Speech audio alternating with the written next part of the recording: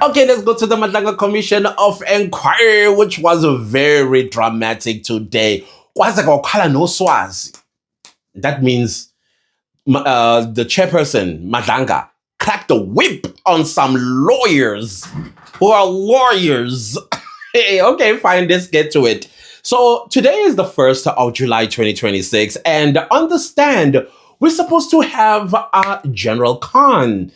Now, General Khan, when we woke up on the 29th of June, we heard that he's been shot. Now, reports are saying that the car that he was traveling in, some dilapidated vehicle, kind of like Bramhoti type, had not even a single shot. But General Khan had bullet wounds. I don't know what the circumstances of his condition right now, but we understand that he is at a hospital. He had an operation and he's stable, but he's still under some serious jeopardy. Uh, I don't know, because the bullet apparently hit him in his abdomen. Now, since he was supposed to come to the Madlanga Commission of Inquiry to begin his testimony, instead we had a team of his lawyers. One of them was Advocate Khan. So they had an application. One of the applications that they had was in-camera application, meaning the public shouldn't hear anything that would be submitted by General Khan. And in my head, you guys already know how I feel about intelligence and witnesses that are part of that community, the intelligence community. For me, I don't think we need to know everything, especially when it comes to intelligence. So I was not surprised at hearing that there's this application to have his testimony in camera. But at the same time, hey, there's that part of me that like, General Khan, oh, juicy. I think there's some juicy stuff that I believe South Africans need to hear, especially about that Arrington drug bust. Because I want to understand something. In fact, there are two things that I want to understand. Let's start with his position as general. And allegedly, in order for you to get to general, the next level, the below level, is a brigadier. But he never was ever appointed as a brigadier for him to get the general position. I wanted to understand, how did you get the position? How did you manage to skip that? Is it skippable according to the Police Act? What is the process? I was so interested in that. And I don't think that process is something to be secretive about. In my opinion, that's police process. And police process are supposed to be public, right? And public knowledge too. So that's the first thing that I wanted to know from him. And the second thing that I wanted to know from General Khan, how much were you earning as a general for you to be able to afford an apartment in Houghton? That's Nelson Mandela's neighborhood, Thabo Mbeki's neighborhood too. I was looking at the rentals in those areas. To me, they looked like your salary as general. So if your entire salary goes to a rental of your apartment, then how did you manage your life, your lifestyle? How did you eat? Is your wife a businesswoman or a CEO of some conglomerate? Well, those are the things that I wanted to know. Maybe the third one that I would want to push in is the drugs. The drugs. From where I am seated, and I've been listening to the testimonies of that drug bust, it sounds like they belonged to the witness. Like it is his. Are you in the drug business, sir? Maybe that's a fourth question. And the fifth question, are you one of the 5 cartels? That's what I want to. Of course, those things were going to be denied. But those questions are pertinent. I wanted to understand exactly what are we dealing with. And maybe the sixth question, which is the final one. I promise. I knew. I know. I said I had two, but they keep having follow-up questions. As rich as you are, how come you are working with the government? What's the whole strategy there? Because you are in the most sensitive aspect of governance, that is our national security. That is our national security. Intelligence is not something that is all that department or maybe like a charge office. No, this is an intricate, specialized part of our security. And you are heading it. And you are also rich. No, something doesn't add up here. So that is why what I was interested in hearing all of these things. But I am not saying or invalidating that he got shot because of probably being Khan, General Khan. But something doesn't add up though, guys. Something, and I think forensics is going to be able to tell if this was self-inflicted. We don't know. We don't know. And I do not want to traverse that just yet.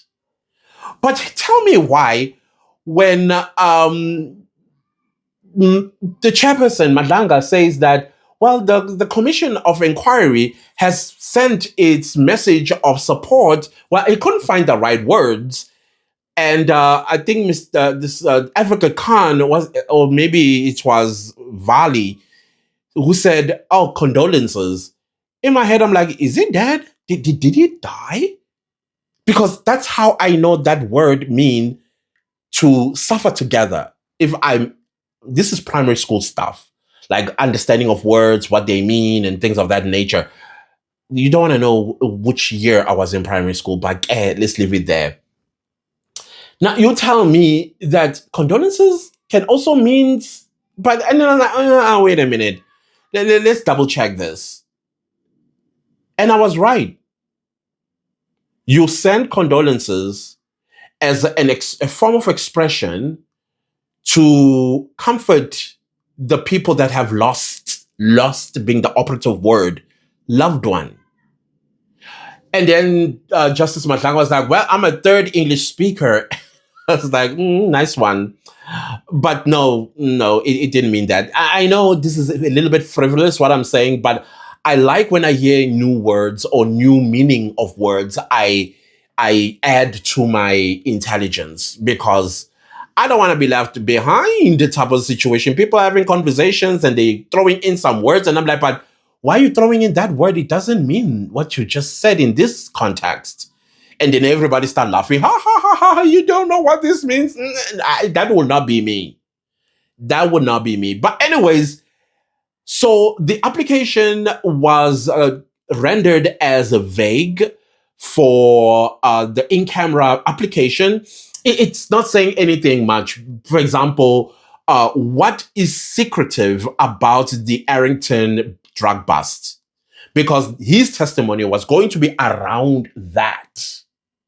So something is going on with those, because the question everybody is asking and is not being asked, and I understand why it's not being asked, because the source, or at least the suspected source, needs to tell us whatever happened to those drugs. What ended up happening? Who's in jail for them right now? And then Kadwa. What's his business in that very same drug bust? And now I'm thinking, oh dear goodness gracious me, we have Kadwa too. So what are we going to be hearing? Him also rush to the hospital? When is his time to come and testify? Is that what is that? Okay, anyways. Now, the part that also got me angry, and rightfully so, Justice Madlanga got angry about, is the utterances that were made by General Khan's lawyer, basically casting aspersions about the Madlanga Commission of Inquiry after the report spread that General Khan was shot and in critical condition at the hospital. And so there were some accusations. I mean, come on, this is a man that is accused of serious crimes. And where I'm seated, it's not somewhere where he wants to be to answer questions. So what better way to discredit the Madlanga Commission of Inquiry and accuse it on national television and say things such as it's unfair how we treat Mr. General Khan. He has not even appeared yet, but there's unfair treatment accusations. And there were more accusations of people claiming to be coming from the Madlanga Commission of Inquiry after the reports came out that General Khan was shot. So they went to Mill Park Hospital. That is a beautiful. Okay, so they were taking him to Mill Park, and police officers were coming there, claiming to be coming from the Madlanga Commission of Inquiry, and they wanted this document and that document. All these documents were about his medical condition. To me, that did not make sense because I don't think that Madlanga would send a directive of that nature when somebody is literally shot. Why don't we first let the blood clot after the operation and then put on ICU to recover? And then when he can start talking, we ask some questions. I don't think Madlanga would be doing something like that. And you just could tell that it's a lie. You just could tell it's a lie. And so Madlanga did not take kindly to that, to the utterances that were made by Counsel Khan. He did not take, to a point where eventually, while he was coming up with all sorts of excuses, and I think his theme of his excuse was that it was speculative. It was speculative. So he found an angle, or at least a loophole, to say, hey, you can say whatever you want to say, Madlanga, but I was speculating. But Madlanga pressed on and said, whatever it was, it painted the Madlanga Commission of Inquiry. In fact, it impugned it. And you did see also on socials, people now questioning the Madlanga Commission of Inquiry because some people are gullible, y'all. And these are educated people, mind you. Educated people. What is wrong? But you already know how I feel about our education system. And I did say our education system is now it's producing products of the Motsecha days. And these are the people that are making comments that sometimes when you look at the comment, you're like, is this coming from an adult with a brain and has some knowledge? Common sense? No? Yeah. NG Motsecha products. Not all of them, though. No, not all. You just have to pay attention. The questions they ask, you put out a video about the comments takes you to a whole dimension. And you're like, but I'm not talking about that. Yeah. Anyways, so Madlanga was not, did not take this kindly. Well, eventually, Councillor Khan ended up apologizing unreservedly. And I was like, okay, cool. Do your apology thing. And then Miss Hasim came guns blazing. She was not happy. And I loved watching her rip them apart. Oh, she ripped them apart, y'all. Number one, she gave the facts about the false accusations that they've told the media about the submissions of evidence.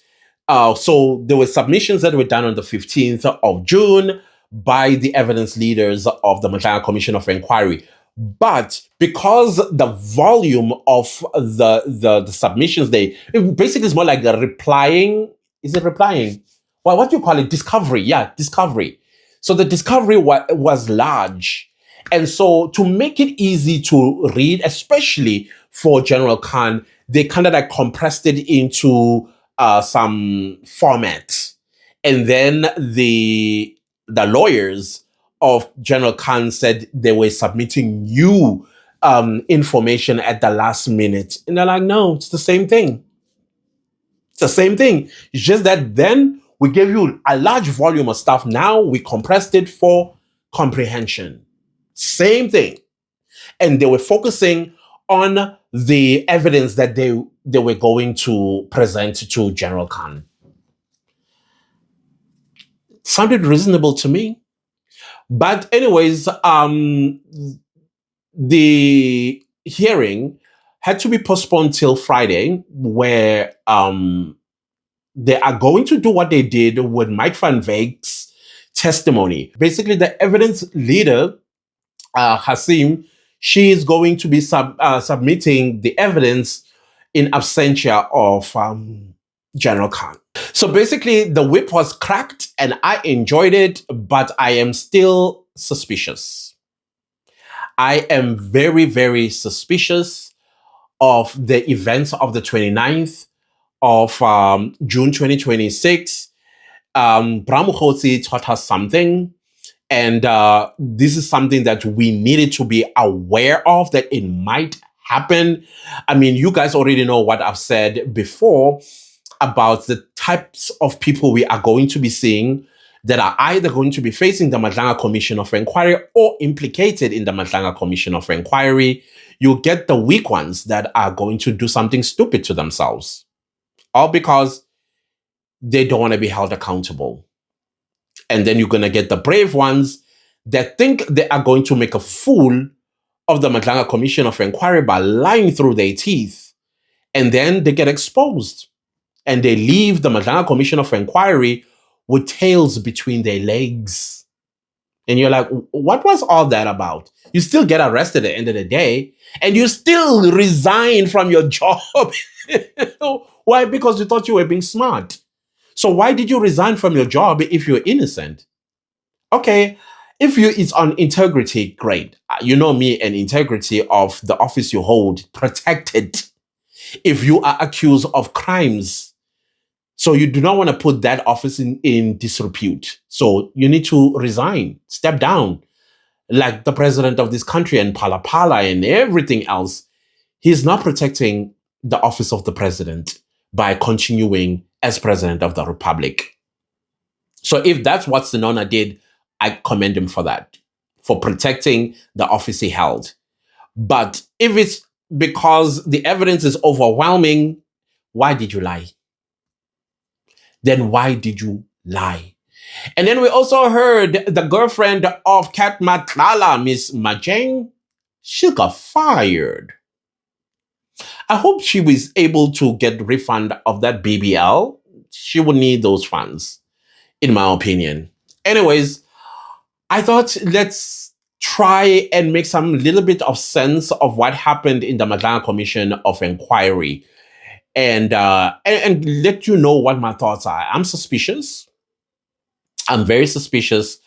I'm very suspicious. And I'm not saying that he's not in a critical condition, but I'm suspicious at what transpired that led to. It's insane, guys. It's insane. And how many more are we going to see of these tactics?